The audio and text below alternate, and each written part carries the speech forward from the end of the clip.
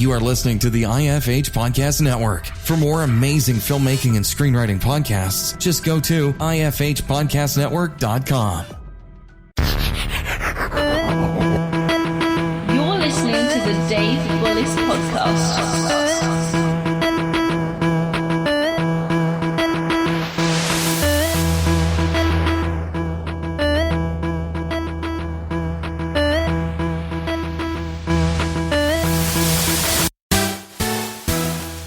Thanks again for joining me on the Dave Bullis Podcast. Joining me today is Scott Myers.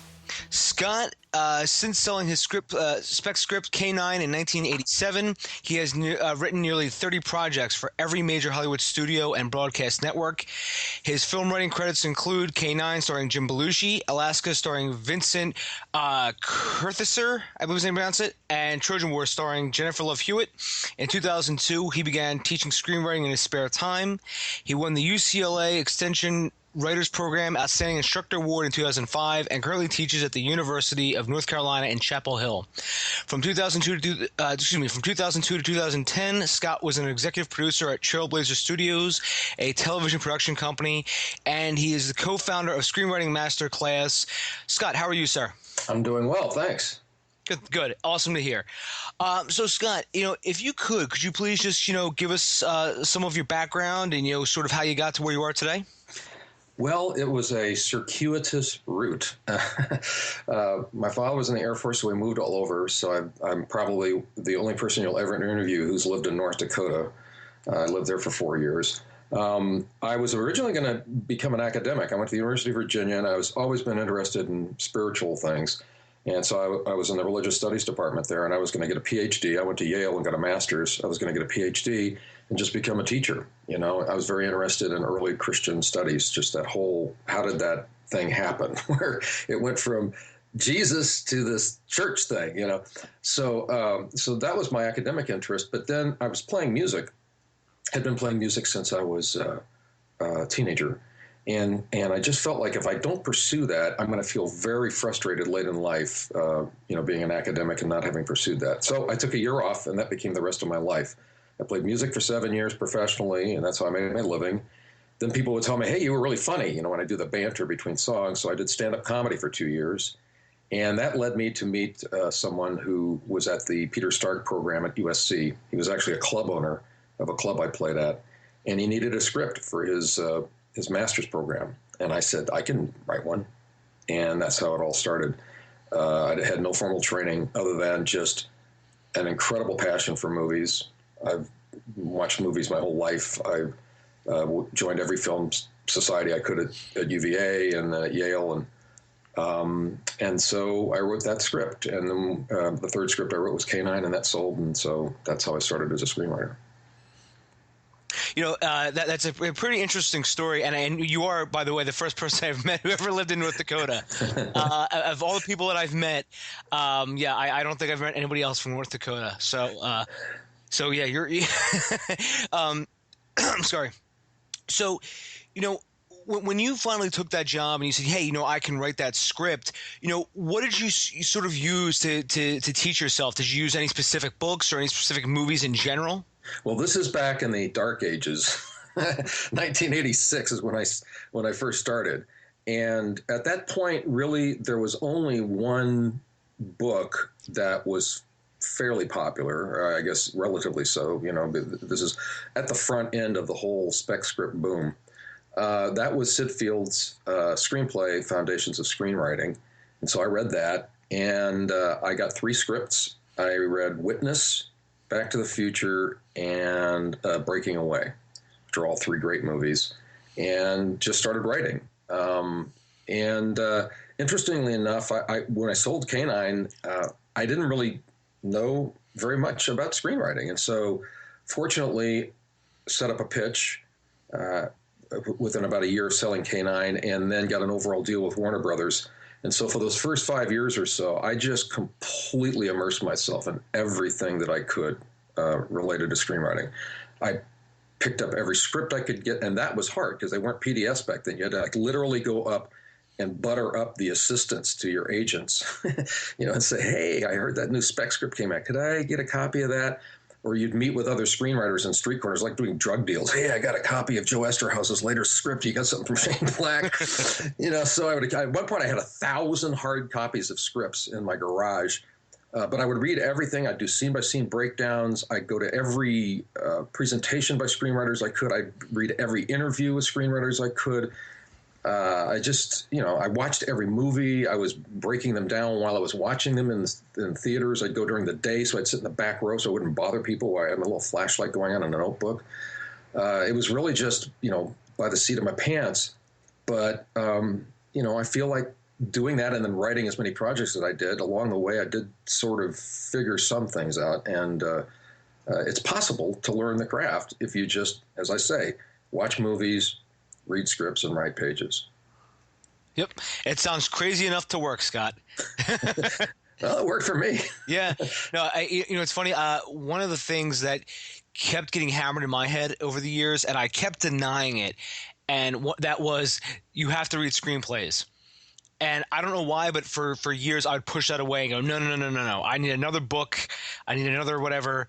And finally, as I started actually reading screenplays, I'm like, oh my God, this is a great way to learn. Well, this actually, for me, goes back to my academic training.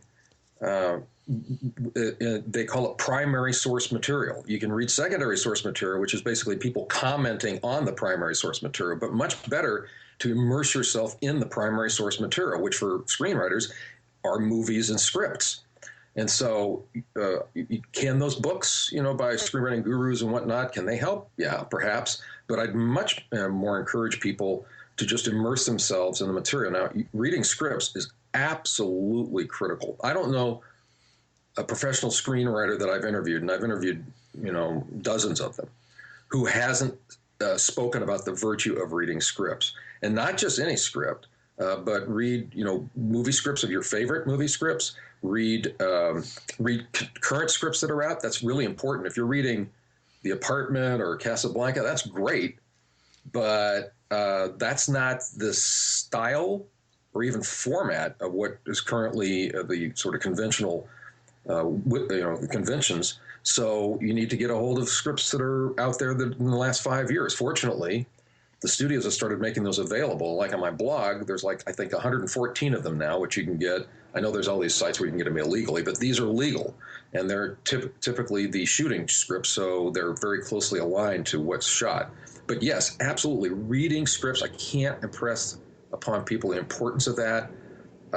You pick up so much. The more you do, I had this thing I did on my blog, 30 screenplays in 30 days. We did it a few times, just to get people to immerse themselves in it, like in a really intense way, because you not only learn something from the individual script, if you're reading scripts back to back to back to back to back, you get this gestalt understanding. You just start to intuit things like pace and how to write scenes and transitions and how much description is too much and how much is too little, and how much dialogue is too much and how much is too little, and entering scenes late and exiting early. So yes, absolutely. I'm on my soapbox here. Read scripts. It's incredibly important. So, Scott, what are some of the scripts of the past couple of years that you thought were just absolutely phenomenal? There's so many. We're blessed right now. We've got such incredible talent out there.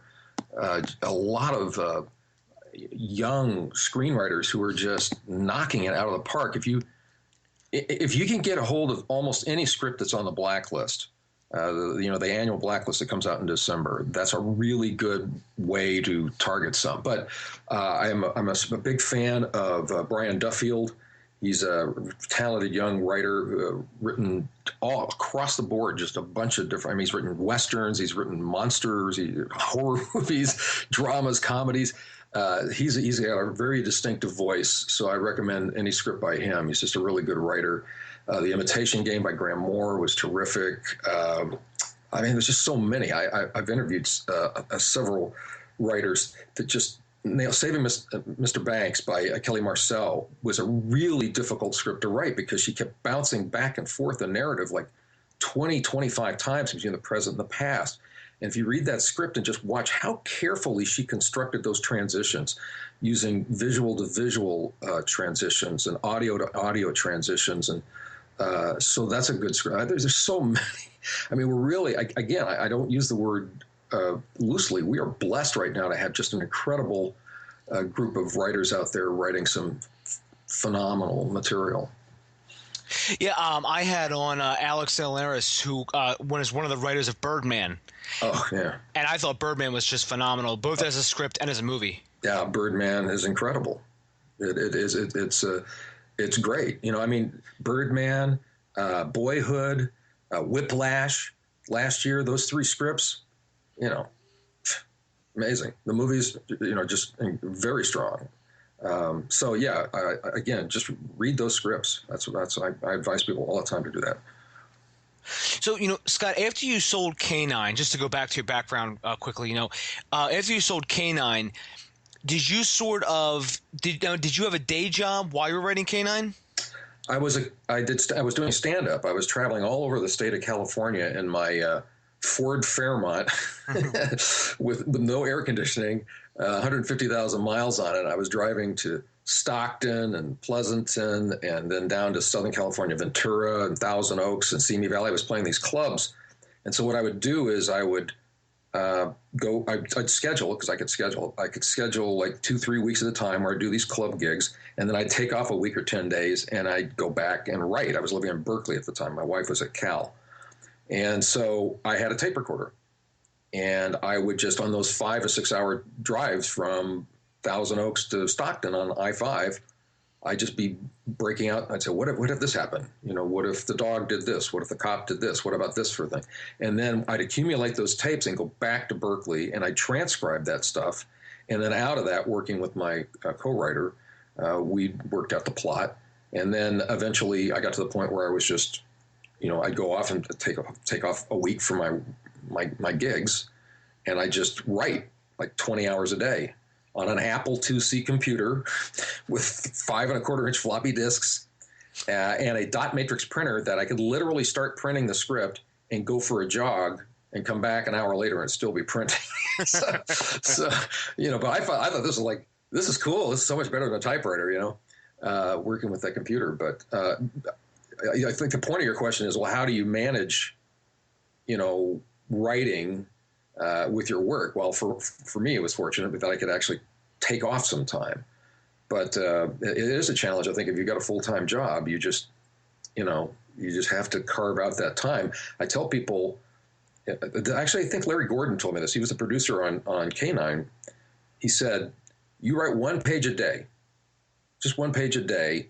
You can write 2 scripts a year. That's basically, you spend a month in prep.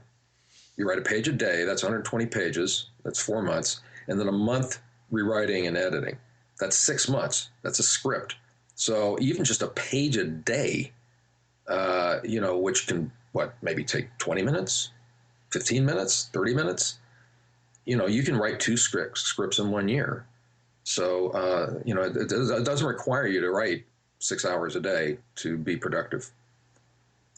So, you know, after you sold K9, did you end up getting like a mentor? Because I mean, I imagine you probably went into screening full time. So I mean, did you ever go to anybody and say, hey, you know, what can I do to improve even more? Everybody I met. I mean, every single person I met that was in the business, who was either a producer or a studio executive, or mostly writers, I just clung to them. You know, I had asked them questions. I listened. I'm a really good listener. I'm talking now, but I'm a very good listener. And so if you listen to people and you're in notes meetings and you're listening to what they're saying, you can learn a lot. You know, there's that old saying, God gave you, 2 ears and 1 mouth for a reason. So I didn't have a particular mentor, no. But I read, as I said, I read every interview I could. I read all these books. I do remember reading a ton of books with interviews with screenwriters. There's this book series. I can't remember the name of it now, but they had interviews with screenwriters from the 20s and 30s and 40s and 50s.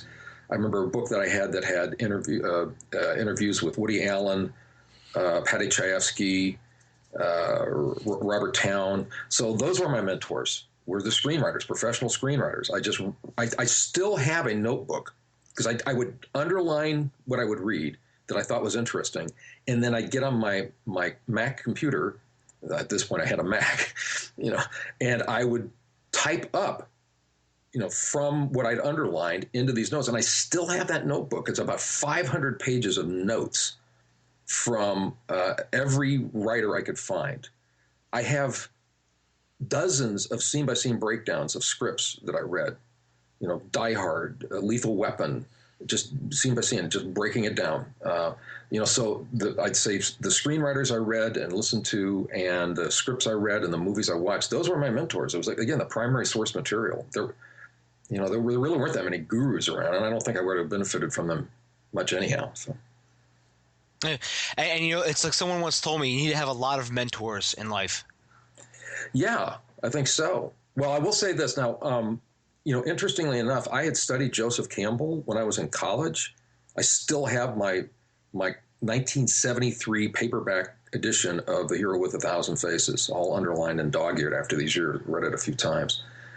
And I was so shocked when I came to Hollywood, and I would look on these offices of these execs and producers, and they'd have this book. And I go, what are they doing with this academic book? I mean, Joseph Campbell was an academic. He taught for 43 years at Sarah Lawrence College.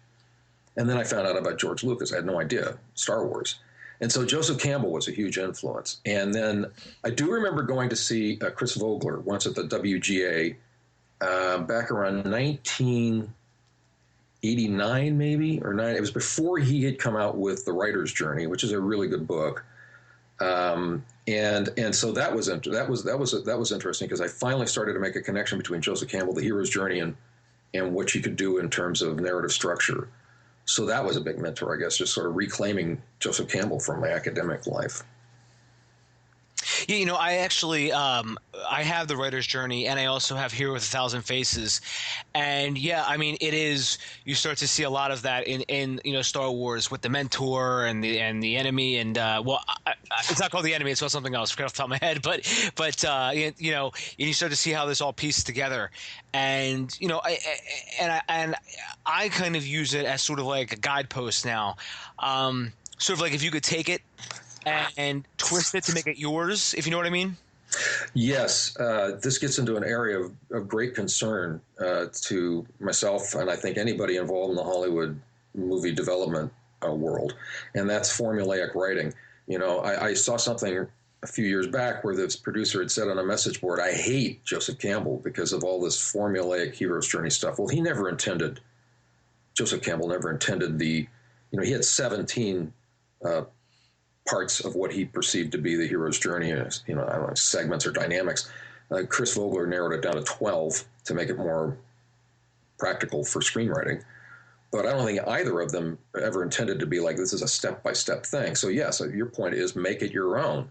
Whatever paradigm you use, or a pattern, if you will, don't let that rule the story. The story should be an organic entity. You should engage it, that way through the characters. Get to know the characters, immerse yourself in their lives, and let them tell you the story. And don't fit things into formulas, because formulas lead to formulaic writing. So what you said, make it your own. Well, you brought up a question I was going to ask you, Scott, which is about writing with formulas. I mean, there's a sequencing method that I've heard about from USC, and there's all sorts of various types of that. So, do you? And again, I know you pretty much just hit on this, but do you feel that then again, if the formula is 8 parts and I have the same, and this next writer has the same, and the third writer has the same. Do you feel that basically this is going to force us to all create almost the exact same movie? Well, that's, if you hear that critique a lot, don't you, from sort of general hubbub about movies, or at least the ones that come out and that aren't very original. That seems very, I could have predicted that, or that doesn't seem very interesting or different. I think the sequence theory is interesting. There's historical roots to it. I teach a class in a history of American screenwriting at the university level, and I'm always reminded of this when we go back and talk about the transition from the single reel films, which they started with back in, literally the turn of the century, the 20th century, And then the audiences wanted more. They wanted longer stories. And, a single reel of film could only hold like 10, 15 minutes. And so they started doing 2-reelers and 3-reelers. Well, the problem there was that you have one projector and one projectionist. And so that first reel goes through. Well, now they got to load up the second reel. And that, they got to thread it through and put the back reel. Well, that takes a few minutes. So what did the filmmakers start to do? Because the audience sitting there, you try to get them into the story universe and keep them there. Well, now they're sitting there for 2 minutes. What are they going to do? Well, they started ending each reel with a cliffhanger, with a question. Oh, what's going to happen to the woman tied to the railroad tracks? Is she going to die? Oh, and so people would be still talking. They'd be in the story world as they're talking to each other while the projectionist is swapping out the reel. And so what happened was, over time, writers and filmmakers started developing these sets of scenes, oftentimes anywhere between like 8 and 15 minutes long, because that was what the reels would do. They would, they could hold that much film. And that, I think, is where the sequence idea evolved from. So if you have, say, it's a 120-minute movie, let's say, back, nowadays they're not typically that long, but a 120-minute movie, and you've got 15 minute reels. Well, my math, that says 8, that's 8 reels, which is why, probably you've got this SC theory of 8 sequences per movie. Now, so I think there is value in thinking about sequences, because the idea there is that you've got a series of scenes, not literally series, a set of scenes. It could be 2, it could be 3, 4, 5, 6, 8, however many it is, for each sequence. And that sequence has got a beginning, a middle, and an end. It's got a little mini narrative to it that hooks into the next sequence. There should be some sort of question or dynamic that pushes into the next sequence. The problem is saying, well, there's only 8 of them. Why say that? That's just ridiculous. A story should be able to breathe. Like, for example, if you go on John August's website, he's provided a breakdown of Big Fish. And I think there's like 23 sequences he's got in it. And I think Elliot and Rossio, they have some number like 27 or something. So I think the story itself has to dictate this. I believe you start with the characters. And you immerse yourselves in their lives. They know the story better than you do. I mean, it's their story. They live in a story universe. So we engage the characters, and then the story should emerge from there. And if it's got 12 sequences, great. It's got 12 sequences. If it's told in nonlinear fashion, great. It's told in nonlinear fashion. If you got a first act that's 35 pages, well, a script reader's going to read that probably and raise a yellow flag. But if that's what that story's got to do, that's what you really feel like. You need that 35 pages to set up the story. Well, respect the story. If it's a great story, it won't matter whether it's 35 pages. The script reader will get caught up in it, and off you go. So, yeah, the people promulgating these systems and these programs and these sort of, golden rules and secrets to screenwriting, that's just such a disservice, to the craft. There's a certain amount of magic and art to this, and to reduce it to X amount of story beats or these amount of sequences or whatnot, I just think it's a real disservice. And maybe some people that's helpful, fine. But I'd much rather see people engaging the story in an organic fashion and in the characters and just allowing it to emerge. And, that's why we get stories like Birdman and Boyhood, anyhow. So I'm just on my soapbox again. Sorry, but I see this a lot because I interface with screenwriters a lot on my blog and through teaching, and I love movies, and I want to see good original movies out there as well as mainstream commercial things too. So Scott, before I start asking you about your process of writing, just to sort of tack on to the whole writing with formulas. What do you think about Shakespeare's system? I've always read that he had 5 acts, right? And in those acts, basically, you could pretty much say this is sort of where this happens. Then other people have said no, he never really wrote with 5 acts. That was put on later by theater managers. I've also heard that. Do you feel that Shakespeare wrote with a formula of any kind? Honestly, I'm not a Shakespeare expert. I've read most of his plays, but it's not like I've dug into them. Um, uh, I'm more comfortable, honestly, with three acts. I mean, it goes back to Joseph Campbell. Joseph Campbell talked about the hero's journey, and I get the most value out of that by looking at it in terms of this sort of meta view. He talks about the three movements. You start off in the ordinary world, and then something happens and it pulls the hero out of the ordinary world. So that's separation, he calls. Then the middle part of the story is what he calls initiation, where the hero is initiated in the experiences of this new world with all these obstacles and tests and meet all these allies and enemies, and they learn stuff and whatnot. And then they return home. So there's return. So it's separation, initiation, return. You return home a transformed individual.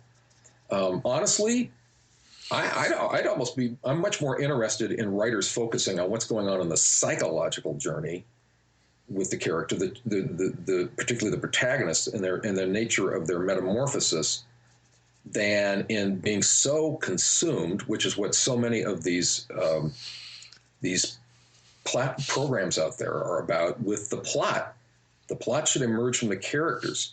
And so if you spend time looking at the psychological journey and the nature of the character's transformation, that can inform the plot probably more than anything else.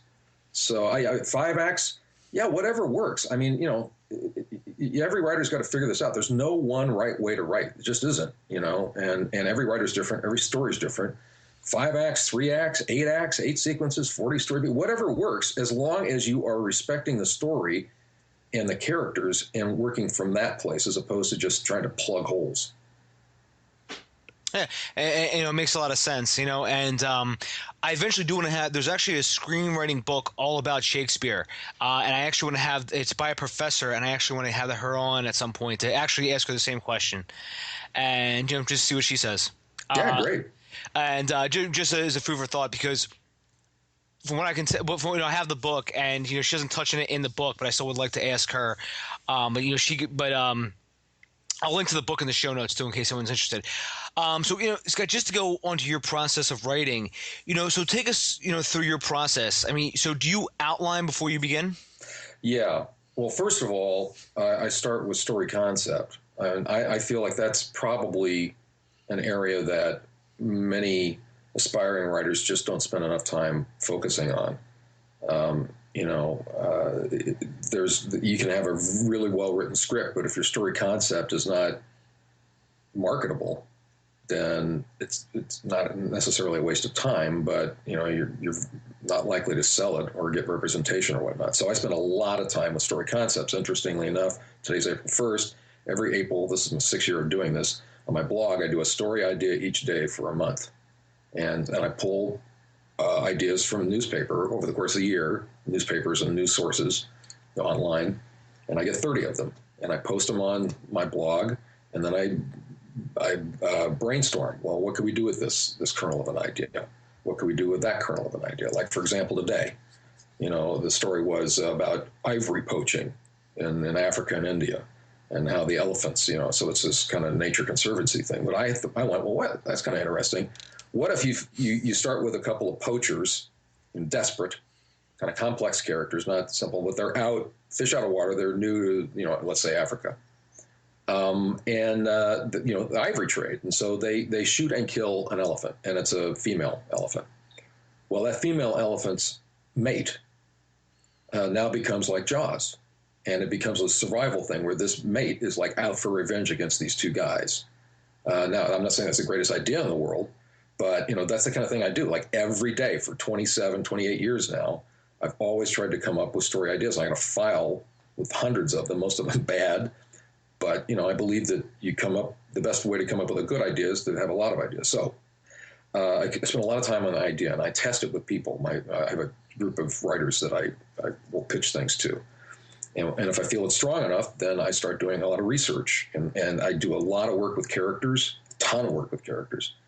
I create what I call a master brainstorming list, which is just a Word file. And I go there and I do character interviews and monologues and biographies and character sit-downs, which is like you're almost in a meditative state, trying to put yourself in their headspace and just see what comes down. And then I work that out. And yes, I do work up to an outline, but I have a whole process. It's pretty, intuitive, but it's also pretty complicated. And it ends up, I always come back to those index cards. I love those 3x5 index cards because after all that sort of thinking, I've got this tactile thing that I do. And then I go on the board and I put the cards up and then I shuffle them around. And I finally have this, scene by scene thing. And then that's what I use to write the script. And then I'll mention one last thing. When I'm writing, the very first thing I do, the first day that I'm actually cracking the script, fade in, is I create what I call a script diary, which is, again, just a Word document. And that's where I start my writing session. I'll go, April 1st, 10:35 a.m., I'm starting my script today. Here's the first scene. And so I warm up myself by reminding myself what the scene is. The next scene I'm going to do. And I'm going from memory. I'm not even looking at my outline at this point. That just basically serviced getting the story together. And I'm saying, okay, what was this scene about? Why are these characters in this scene? What's the central conflict of this scene? How can I make this interesting with the visual? And so I sort of work through that, and then I go off and go write the scene. And it either works or it doesn't. If it doesn't work, I come back to my script diary. Well, that sucked. What's going on there? I'm typing this down, Sometimes if I get stuck, I'm really stuck, I'll go into my script diary and I'll talk to my characters. I'll say, damn it, how come you guys aren't talking to me? Why is this not working? I thought we had this worked out. And I don't know, just inevitably somehow they show up, can I hear them or see them? And so it's a process. Yeah, I do believe that some writers don't like outlines, but I think that all TV writers work from an outline, and most of the screenwriters that I've interviewed or talked to or read about do work from an outline or extended treatment. And that's something aspiring writers should at least, even if they say they hate it, they should at least try it once. Just to see how, it makes the writing process so much more enjoyable because once you've cracked the story, you're not worried so much about whether this scene's going to work or this transition's going to work or this subplot works. You can just be focusing more on the atmosphere and tone and feel and fun of each scene as you're writing it. So long-winded answer, yeah, I do work from an outline. Oh, and that's great too. And that is a great idea with the notebook and keeping out what screens you're writing on, what you're working on. You keep also why you wanted to start the story. And I think that would be a lot of help for a lot of people who are writing, because I think sometimes you could sort of forget. Especially if you're a person where you keep a lot of notes everywhere, if you know what I mean. But if you keep everything all together, I think it's better for organization. You know what I mean? Yeah. Well, here's another benefit for the script diary. Well, the master brainstorming list, I just keep going. And I'll literally have, like the last script I wrote, my master brainstorming list was probably 175 pages, single spaced, But the script diary, what's great about that is at the end of the process, you've got this document that tells the story of you telling the story. And so when you go to the next project and you hit a wall, which you invariably will, and you think, this sucks, I'm never going to get done with this, I hate my life, you can go back to one of those script diaries and read the exact same thing. Oh gosh, I remember when I had this exact same feeling in the middle of Act 2 on this project. And I got through it because I can turn the page and see, oh, look, here was the breakthrough. Oh, great, they talked to me and they told me this and I see this now. And so that gives you confidence as you move forward that you can, no matter how bad it feels at any given time, you've got a track record of having done it and an actual, your own words, So the script diary is a really valuable tool. I wish I'd discovered it earlier. I only discovered it about 8 years ago. It's been very helpful. So, and then once you have, your script diary, you break it down into 3 acts? Well, no, by that point, by the point I'm writing a script, I try to stay away from the outline as much as possible. Mm-hmm. I think Ray Bradbury said something about, basically feeling. It's more about feeling when you're writing. And so I'll just carry with me my sort of memory of what the outline was about. I'll reference it perhaps the night before, go through it. But when I'm writing, I try not to think about like act structure and sequences and whatnot. I'm just trying to be there in the moment with the characters and write that scene, But again, I've already cracked it, I've already broken it. I've broken the story in my outline. So, I'm not worried so much about the structure of it because I've already done that work. So, once you pass that and you get into your first draft, do you sort of, once you get that your first draft done, do you sort of put that away and come back to it a little later, or do you just immediately try to go into your revised drafts? Well, when I was living in Hollywood and working, on multiple projects at once, I had a whole sort of way of dealing with stacking projects. I don't do that now as much now because I'm teaching and doing all this other stuff. I basically am writing like one project at a time. But so I'll write one project and then I'll put it away. Yeah, for 2 weeks. I highly recommend that. You want to have that fresh set of eyes. When you first get done with a script, sometimes you think, oh wow, that's awesome. You go away for 2 weeks, come back, and it's that's the only time I print out a script anymore is when I do those reads, those kind of fresh reads. I like to have that tactile experience. Everything else is just all PBS, so I'll print it out and I'll get my pen and I'll read through it and mark it up, and start that rewrite process. What works, keep that. What doesn't work, why it doesn't work. Think in terms of characters and themes, think in terms of plot and pace. Those are my 4 target things that I'm looking at when I do rewrites. Just to sort of move on for just a moment, you started the Screenwriting Masterclass, which is an online, which are online courses that you teach. So why did you decide to start Screenwriting Masterclass? Well, I started off to be an academic, right, and then a friend ran the Aspen Writers Conference and invited me there back in early 90s, and I went and taught a week-long screenwriting thing there, and I enjoyed it. I think I'm a naturally a pretty good teacher, and so I was invited to talk to Linda Venus, who heads up the writers program at UCLA Writers Extension, which is a terrific program, and started to do that back in 2002 online, which was quite interesting to me. I found it to be a fascinating experience, and it was really interesting because it forced me to organize my thoughts about screenwriting. I actually learned more probably about screenwriting and having to teach it than in actually writing, because you got to organize your thoughts in a way that you can communicate it to other people. So why I started Screenwriting Masterclass?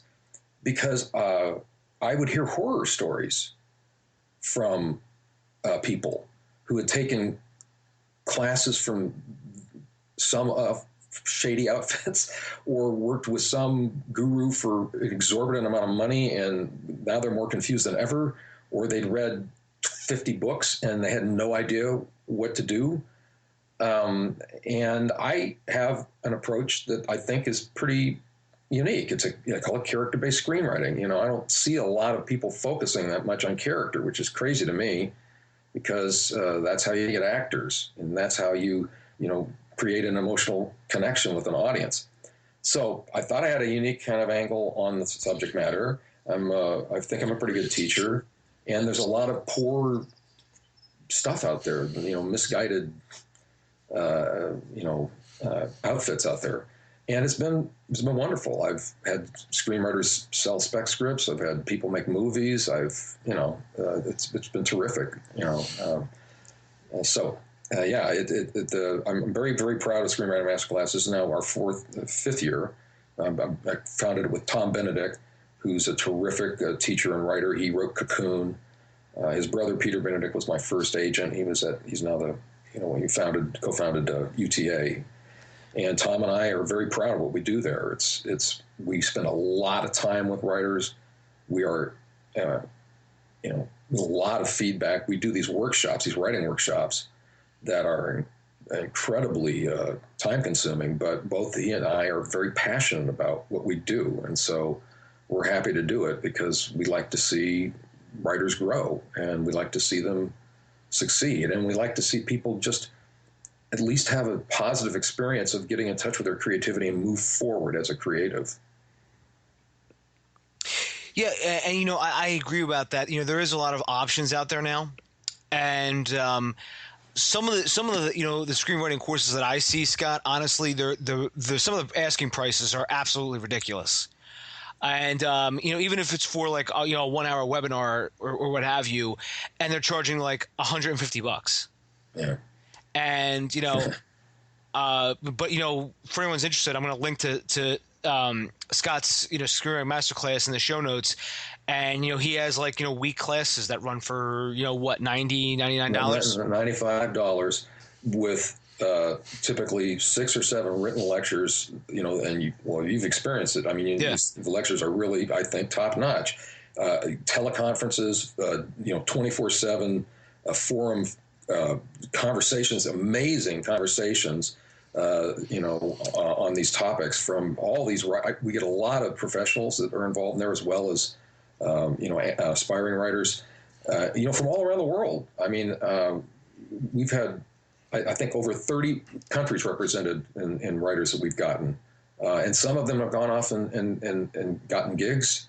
I just heard from a woman from Australia just the other day who took a writing class with me, and she just landed a writing gig down in Australia. So yeah, we have classes that we think are reasonably priced. The workshops are ridiculous in terms of the amount of benefit that people get for the value of the thing. But I always tell people this: you don't need to spend a dime to be a screenwriter. You don't. If you watch movies, read scripts, and write pages, you just keep doing that, immerse yourself in it. You got to have the passion and persistence to do it.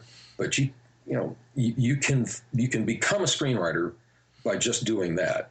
If you feel like you need help and you could benefit, and I think a lot of people could, well, then I'd say check out Screenwriting Masterclass, because I'm 100% confident in what we do.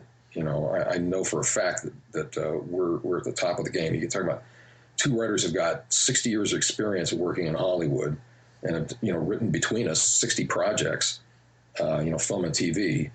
I couldn't, I know it sounds sort of pompous, but I couldn't recommend what we do strongly enough.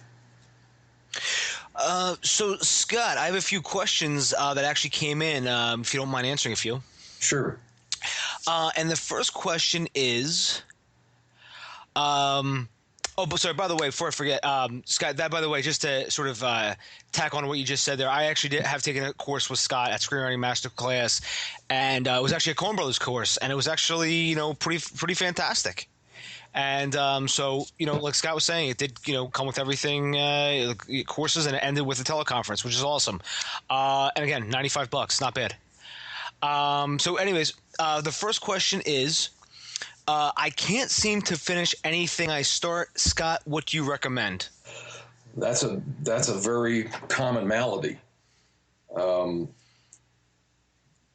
would say 2 things. First, outlining. If you create an outline and you know where you're going, then I think you exponentially increase your chances of getting from fade in to fade out. Oftentimes, anybody can write a first act. We all know about that. We've all seen 10,000 stories, or heard or seen or read 10,000 stories by the time we graduate from college. I saw that in a study somewhere or something. So we all know how to set up a story, and we all know how to kind of get into act 2. Something happens, but then that's where people get lost. Invariably, around 45, 50, 55, 60, people just get lost, then they get frustrated, and then they just stop writing. So if you have an outline where you've worked it out scene by scene all the way through, I know it's hard work, but if you do that, you break the story. You break the story in your outline, you're much more likely to get from fade in to fade out. The second thing I would say is you got to fall in love with your characters. So you spend time with your characters, and if you care about them, if you have an emotional connection to your characters and what's going on, then that will drive your derriere to chair, because you want to spend time with them. You want to see what happens to them. You want to see what emerges in the process. So those are 2 keys.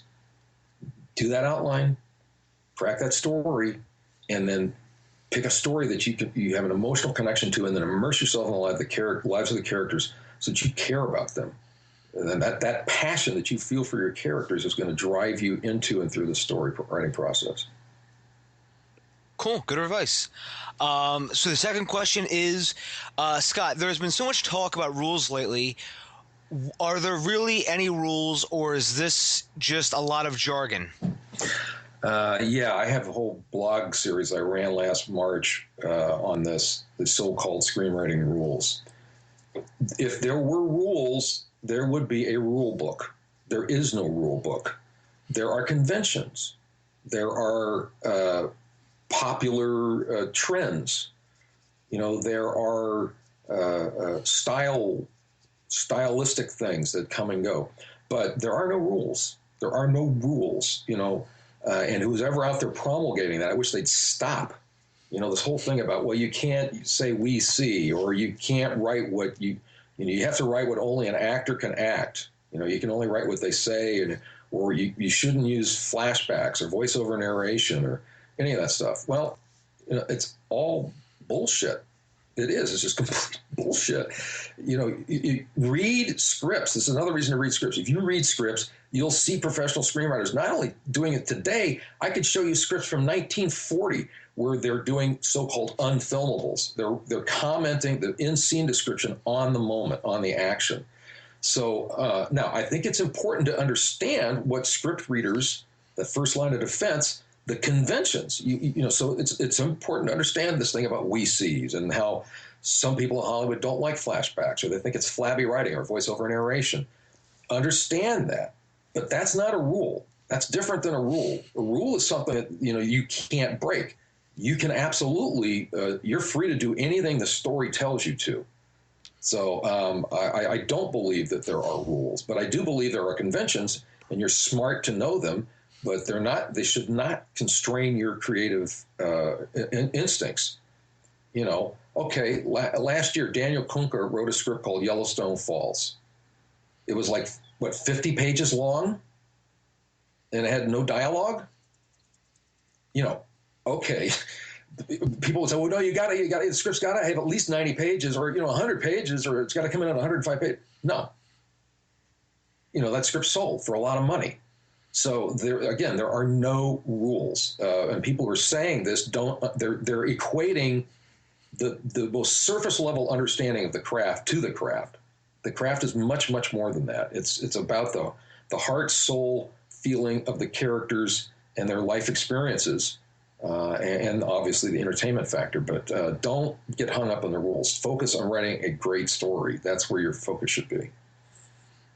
Yeah, Scott, the past couple of days too, you've heard a lot about that, sort of going back and forth about different rules of screenwriting, so to speak. And, I'm sure you know what I'm talking about in terms of, who's been talking about that. But so I won't go down that path. But yeah, I agree with you. As I started to read screenplays, like I was saying earlier, I would fought it for so long.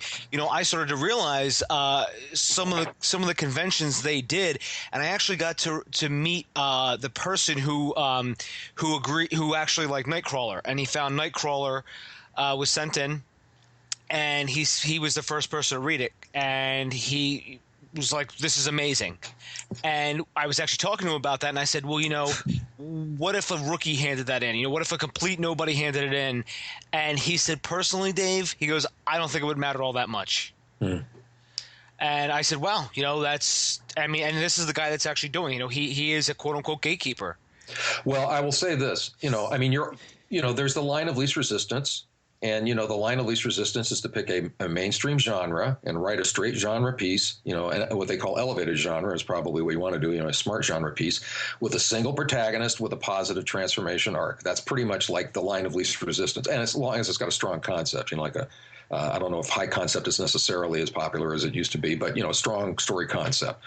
But that being said, if you're an unknown and you want to write something like Nightcrawler, which does take some stylistic and format things, but more than that, just it's a really interesting story that cuts against the grain in a lot of ways. Not every reader is going to get it, but you have to trust that there are some readers out there and some studio executives and representatives, agents and managers who are smart enough to know and understand what makes a great story. And there are. And so if you write a great story, my first agent, Dan Halstead, he's manager now with management. He always said this, and I believe this to be true. If you write a great story, a great script, we will find you. I mean, you just have to believe that. If it's truly great, it's going to get found. And it doesn't matter whether you've never cracked any doorway to Hollywood or not. And if it breaks conventions, if it's a great story, it'll work. Yeah, I agree. In my humble opinion, but and the final question, Scott, I have is, what I've heard a lot about writing pieces that actors would absolutely love to play. What advice could you give me on creating characters that actors would absolutely love to play? Well, that's another reason why we're living in such a wonderful time. Yes, we have these franchise movies, these big budget films, but you'll see talented actors doing those essentially to fund their desire to do these smaller, more independent oriented type movies. And so that's where great characters oftentimes, seal the deal. I'm doing a series this week on Short Term 12, which is this little movie that cost, I think, maybe $300,000. But it was a wonderful script. Daniel Cretton wrote. It was won the Nickel back in 2010, and it attracted Brie Larson to play. I'm sure she did it for next to nothing. But that's the type of thing. If you can create a story world that's a unique subculture like that was basically one of those group homes for teenagers. And Dustin had experienced that for 2 years of his life, so he knew what he was talking about. And compelling characters, which each one of those characters in that story was, then you're more likely to be able to attract an actor. Yeah, so actors want complex characters. They want characters who've got depth. They want characters who are conflicted. They want characters who go through a transformation, whether it's positive or negative. They want to show range. They want to explore the human condition. So all of that stuff. In terms of trying to attract talent, are things you should aim for. And that just comes from just immersing yourselves in the lives of the characters and really getting to know them and looking for those complex characters that are worthy enough of attention so that an actor would say, yeah, I have to play that role. I'm going to call up my agent and tell him I will do this for scale plus 10. I don't care what it means. I want to play this role. And so you look for those complex, complicated, conflicted characters and just run with them. Yeah, and that's sort of like as the screenplays we were talking about. If you look at Whiplash, if you look at Nightcrawler, if you look at Birdman, they all had very complex characters in them. And I think out of all of those, if you look at Whiplash with I forget his name off the top of my head. I don't know. I'm blanking out here. Miles Teller? J.K. Simmons. J.K. Yeah, Simmons. Yeah. If you look at his character, I mean, he just was, so dynamic as that role, as sort of like this, as the psychopathic, band leader. If you look at Birdman, as sort of like the sympathetic fallen star with Michael Keaton, and then if you look at Nightcrawler, it's just the sociopathic Jake Gyllenhaal character.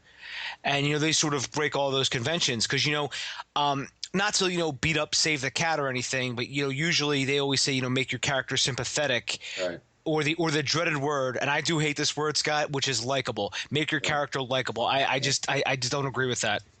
Yeah, I'd say that a more relevant word is to make them compelling. Mm-hmm. Make them compelling because then that's value neutral. They can be compelling in a quote-unquote negative way. They can be compelling in a positive way. They can be compelling in a complicated way.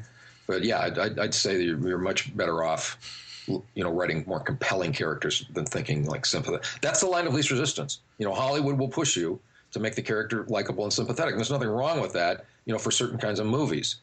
So if you want the line of least resistance, that's the approach. But if you want to write characters that really leap out and grab actors, attention, make them more compelling. Yeah, and I think that's a fantastic word, compelling. And That is something I'm definitely going to keep in mind too, is to make sure that that word stays in the forefront of compelling, because, the more I see, what does well at the box office, I sort of always am interested, Box Office Mojo, and seeing what does well. It is some of these characters that they also feel almost relatable to as well, or maybe even like, as you and I talked about briefly, in the class, it was a wish fulfillment.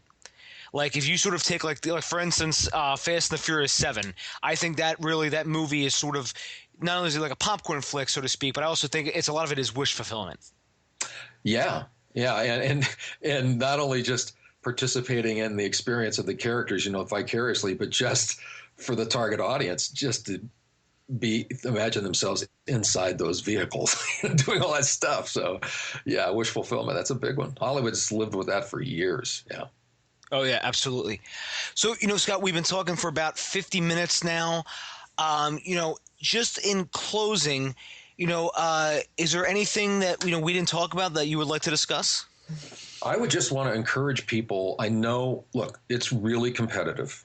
It's as competitive as it's ever been, perhaps even more so. But the fact is, people do break into the business.